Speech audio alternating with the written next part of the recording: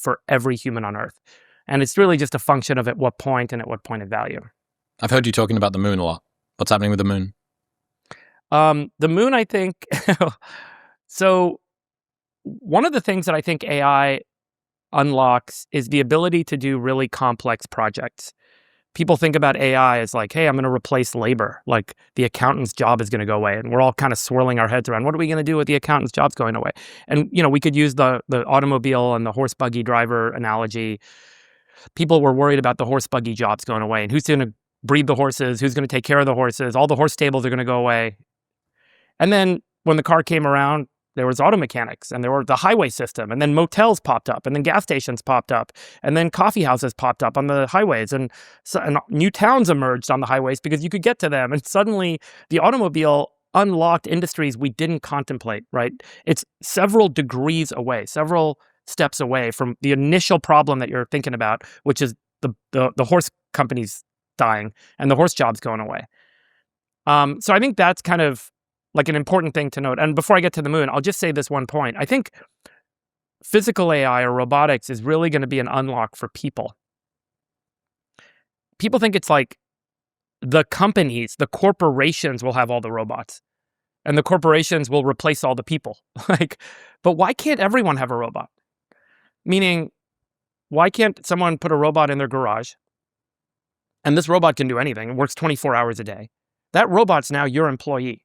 And you can say to the robot in the garage, hey, I want to make a bicycle shop. I want to make custom bicycles that are really cool. They're like chrome, and people can, kind of tweak them online and make all these different versions of bicycles.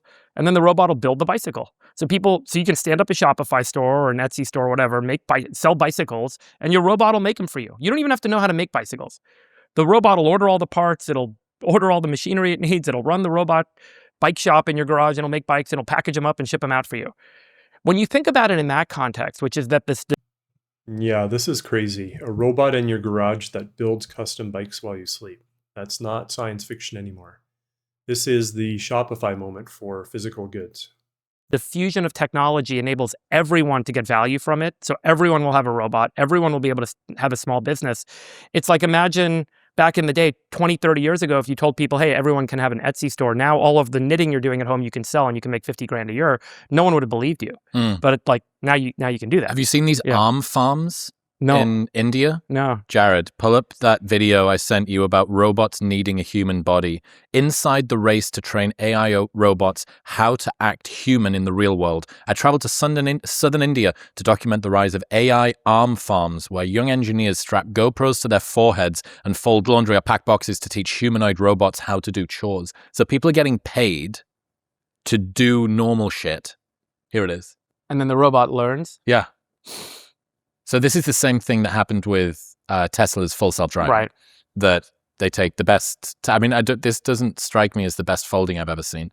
But they take the best drivers on Tesla, and they use that to train the model on... It would be a good hack to mess with the robots and fold incorrectly over and over again. Just downstream loads of people with creased T-shirts. Just mess it all up. Yeah, this is my way to destroy the T-shirt folding industry. Right. And it's like suddenly in the future, everything you buy is completely broken because everyone trains the robots. But this is everything. This is for everything. This is for making a cup of tea. What's that famous robotics challenge they have? Cracking an egg. Yeah. The delicacy to hold it and the speed to hit it and the precision to whatever. Yeah. But this is the future. Hey, look, if you need extra cash, let it watch you fold your pants. And this is obviously transitory. So this is the training phase of the robotics. The real question is, what are people individually going to do? So, like, I know you asked about the moon.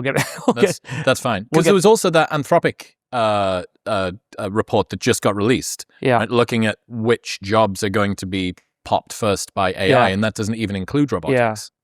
Yeah. So I don't think that there's like going to be a successful organized government system to solve this problem, to come in and be like, hey, we're going to stop these industries. And they're going to try. I mean, New York just passed a law making medical advice, legal advice, all these other things illegal through AI tools. And this is the part that nobody really wants to hear: agency. The people who thrive in this world won't be the ones waiting for somebody to hand them a job. They'll be the ones who figure out what to do and tell the robot what to build. By the way, you got to ask yourself the question, are they really going to be able to do that? Because if all the models are open sourced and they're all available and I can run them locally, why wouldn't I just download a model, put it on my computer, and I can ask it legal Someone's questions? going to burst through the door and say, David, what is that? Yeah. What have you got on your computer there? Exactly. You better not be looking at your health reports. All of these legal efforts and government efforts to try and stall and stop technology, historically, it's never worked. Like, it's just not going to work. Except when you have a limited resource like uranium, for like nuclear fuel or something like that.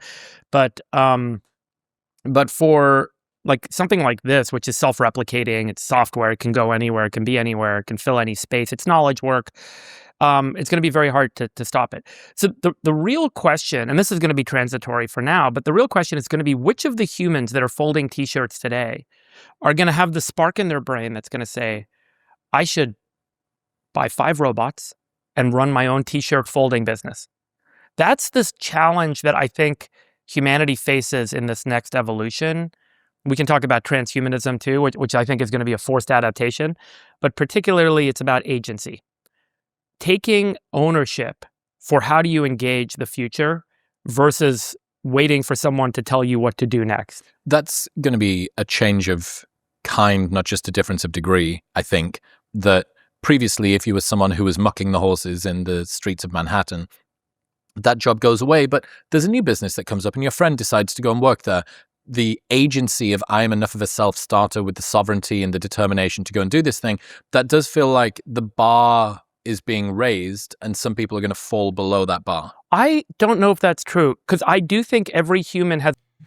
Yeah, he nailed it. If you told someone 15 years ago that millions of people would be make a living on Instagram photos or selling cat blankets on Etsy, they'd probably think you were insane. And yet here we are. The next version of that is even crazier. It's a degree of innate agency. It's programmed into us as humans. It's just generally been turned off because we've created social systems that have told us, here's what you're going to get next, and here's what you're going to get next, and here's what you're going to get next. Since we're children, we've been programmed by our education, by college, by the work system, by the economy, by the taxes, by the fact that the government's supposed to give me all this shit. Every step of the way, I'm being told, do this, you'll get this, do this, you'll get this. You've never been given the freedom as a human to operate.